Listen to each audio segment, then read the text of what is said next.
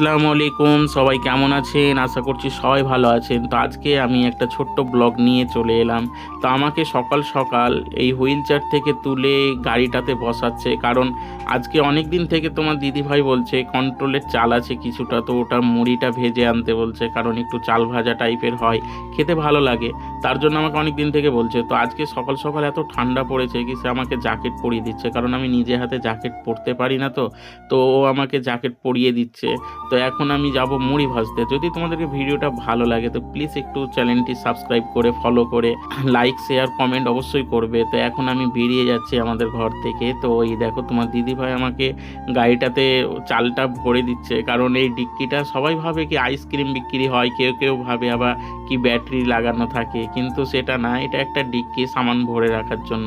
তো এখন আমি ঘর থেকে বেরিয়ে গেলাম। আমি যাব এখন পাইকোর। তো পাইকোরে মিল আছে, মুড়ির মিল, তো সেখানেই ভাজা হয়। তো আমি এখন টুকটুক করে বেরিয়ে যাচ্ছি, কারণ আমি এই গাড়িটাতেই এখানে ওখানে যাই। তো আমি এখন আমাদের ঘর থেকে বেরিয়ে রাস্তাতে চলে এলাম। এই রাস্তাতে দেখো এখানটাতে ঢুকি বিক্রি হয়, তো কেউ ঢুকি কেউ ভাকা যাই বলো, তো এটা শীতের সময়তে সবাই বিক্রি হয়। তো এখন আমি গ্রামের রাস্তা দিয়ে একদম সিধে চলে যাচ্ছি। তো এই দেখো কত সকাল সকাল ঠান্ডা, একদম পুরো কুয়াশাতে ভরে আছে, একদম ধোঁয়া ধোঁয়া হয়ে আছে।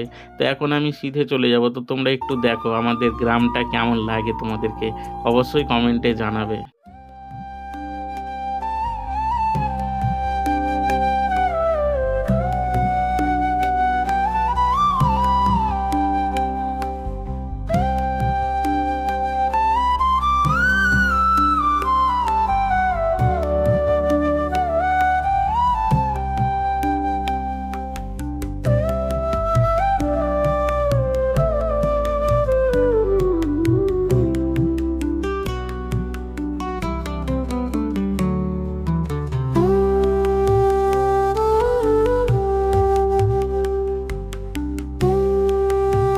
তো এখন আমি মেন রোডে চলে এলাম। তো এটা আমাদের জাজিগ্রাম হিয়াতনগরের মেন রোড। তো এই রোডটার অবস্থা দেখো, খালি প্রচুর অসুবিধা হয় গাড়িটা নিয়ে যেতে।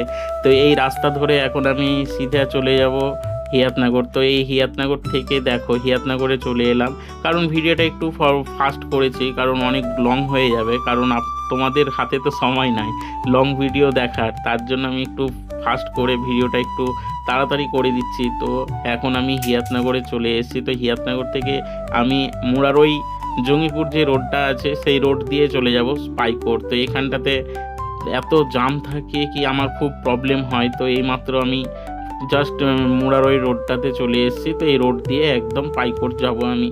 তো তোমরা একটু দেখো ভিডিওটা, আর প্লিজ তোমরা আমার এই ভিডিওগুলো কেমন হয়েছে, বা আগেও তোমরা এইরকম ব্লগ ভিডিও দেখতে চাও আমাকে জানাবে। তো এখন আমি পাইকোরে সেই মিলের কাছে চলে এসেছি। তো এই দেখো এটা মুড়ি ভাজার মিল। তো এখানে এই দেখো চালগুলোকে পরিষ্কার করে ধুয়ে নুন মাখিয়ে একটু গরম করে নিচ্ছে। তো মেশিনের দ্বারাতে তো অনেকটা সময় বেঁচে যায়, কারণ আগের অনেক সময় লাগতো।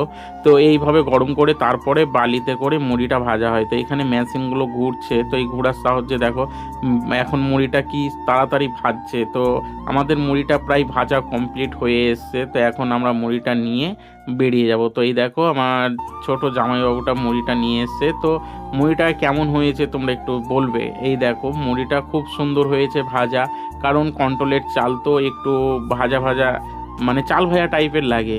তো মুড়িটা ভাজা কমপ্লিট। তো এখন আমি ডাইরেক্ট বেরিয়ে গেছি, আর অত ভিডিও করতে পারিনি। তো একদম সিধা বাড়ির দিকে আমি রওনা দিচ্ছি। তো চলো বাড়িতে গিয়ে আবার দেখা হচ্ছে। তো এইমাত্র আমি বাড়ি চলে এলাম, আর তোমার দিদিভাই আমাকে গাড়ি থেকে নামাচ্ছে, কারণ 1-1.5 ঘন্টা থেকে আমি বসে আছি। তো আমার পায়ে কোমরে অনেক ব্যথা করে বেশিক্ষণ বসে থাকলে গেলে, তো অনেক কষ্ট হয় আমার। তো সে আমাকে আবার গাড়ি থেকে নামাচ্ছে। তো তোমরা দেখো, আর তোমাদেরকে যদি ভিডিওটা ভালো লেগে থাকে তো প্লিজ ভিডিওটা একটি শেয়ার করো, আমার চ্যানেলটি সাবস্ক্রাইব ফলো অবশ্যই করবে তোমরা, কারণ তোমাদের একটি শেয়ারে অনেক উপকার হবে। তো তোমাদেরকে ভিডিওটা কেমন লেগেছে একটু কমেন্টে জানাবে। আবার দেখা হবে নেক্সট কোনো ব্লগে।